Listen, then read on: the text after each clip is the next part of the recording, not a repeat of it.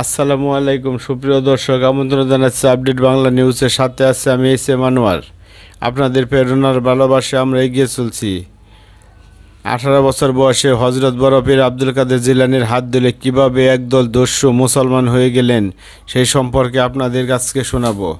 তার আগে বলে রাখি বন্ধুরা, আপনি যদি আমার চ্যানেলে নতুন হয়ে থাকেন তাহলে প্লিজ সাবস্ক্রাইব করে চ্যানেলটির পাশে থাকবেন, আর যদি অলরেডি সাবস্ক্রাইব করে থাকেন থ্যাংক ইউ সো মাচ।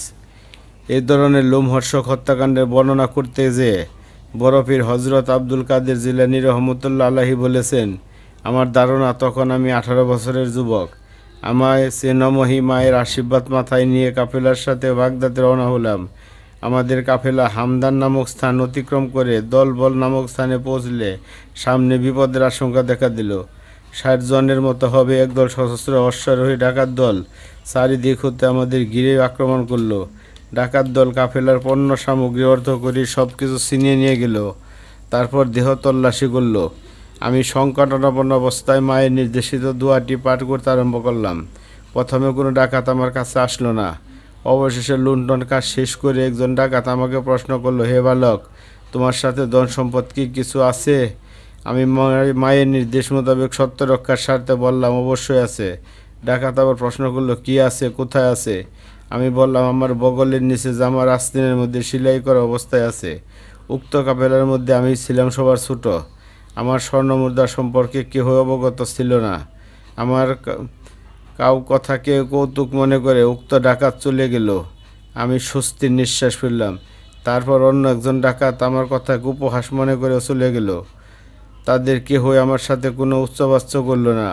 অবশেষে ডাকাত দল লুণ্ঠিত সম্পদ সর্দারের সামনে হাজির করলো এবং সর্দার নিজের হাতে সম্পদ সব ডাকাতদের মধ্যে বন্টন করে দিল। আমার নিকট থেকে যে ডাকাত দুজন ফিরে গেল তারা কথা প্রসঙ্গে সর্দারের নিকট আমার কথা বলল।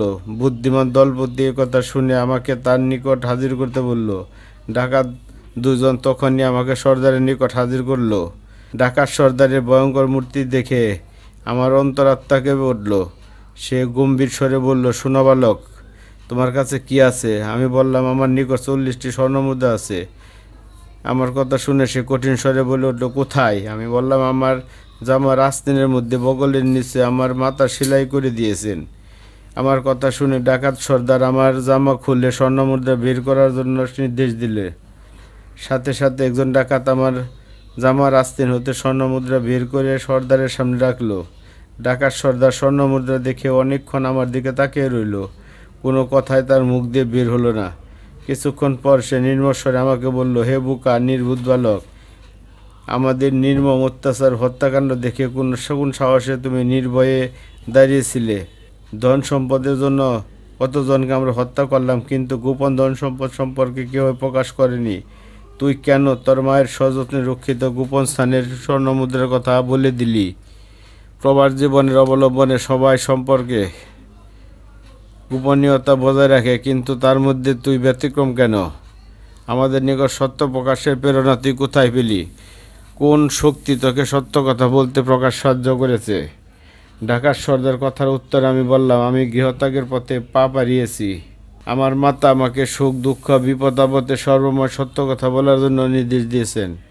হযরত মুহাম্মদ সাল্লাল্লাহু বলেছেন, সত্যবাদিতা মুক্তির পথ প্রশস্ত করে এবং মিথ্যা ধ্বংসের দিকে নিয়ে যায়।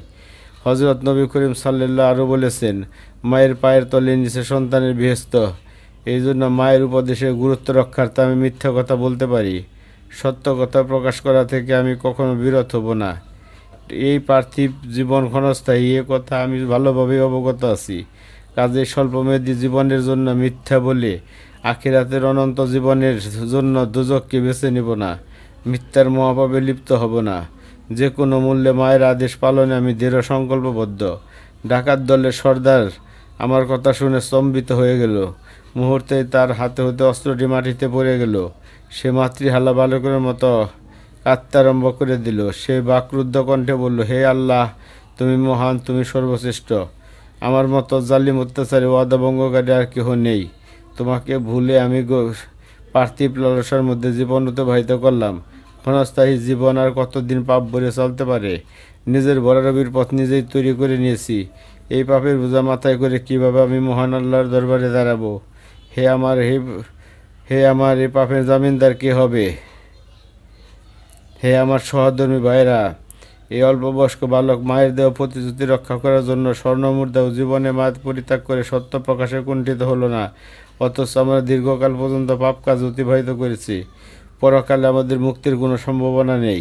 আমি অন্তর উপলব্ধি করছি, আমাকে কেউ গা মেরে বলেছে, হে দস্যু দলপতি আহমদ, এখনো সময় আছে, পাপ কাজ পরিত্যাগ করে ভালো পথে আসো। আমার সামনে দাঁড়ানো বালকের নিকট তওবা করো, মহান আল্লাহর নিকট ক্ষমা প্রার্থনা করো। এই মুহূর্তে আমি সিদ্ধান্ত গ্রহণ করলাম যে আজ হতে সমস্ত পাপ কাজ পরিত্যাগ করে মহান আল্লাহর পথে জীবন অতিবাহিত করব। এখন তোমাদের মতামত কি? সমস্ত ডাকাতগণ তাদের সর্দারের ভাবান্তরে দেখে বলল, হে সর্দার, আমরাও আপনার পথ অনুসরণ করব। পাপ কাজ পরিত্যাগ করতে আমরা অঙ্গীকার করছি। তারপর ডাকাত সর্দার এবং অন্যান্য ডাকাতগণ বড় পীর হযরত আব্দুল কাদের জিলানী রহমতুল্লাহ আলাহির পায়ে পড়ে তওবা করল, লণ্ডিত ধন সম্পদ জীবিতদের কাছে ফিরিয়ে দিতে ইচ্ছা প্রকাশ করলো এবং জীবনে আর কোনো দিন পাপের পথে অগ্রসর হবে না বলে ওয়াদা করল। ডাকাত দলপতি ও অন্যান্য ডাকাতগণ তাদের বিপদে উপার্জিত ধন সম্পদ গরিব দুঃখীদের মধ্যে বিতরণ করে দিল। তারা সবাই বড় পীর হযরত আব্দুল কাদের জিলানীর রহমতুল্লাহর সাহচর্য লাভ করে ধন্য হলো। রেফারেন্স স্বরূপ বড় পীর আব্দুল কাদের জিলানীর জীবনী ও কেরামত বইটি দেখতে পারেন। আজ এই পর্যন্তই। সকলকে পাশে থাকার জন্য ধন্যবাদ।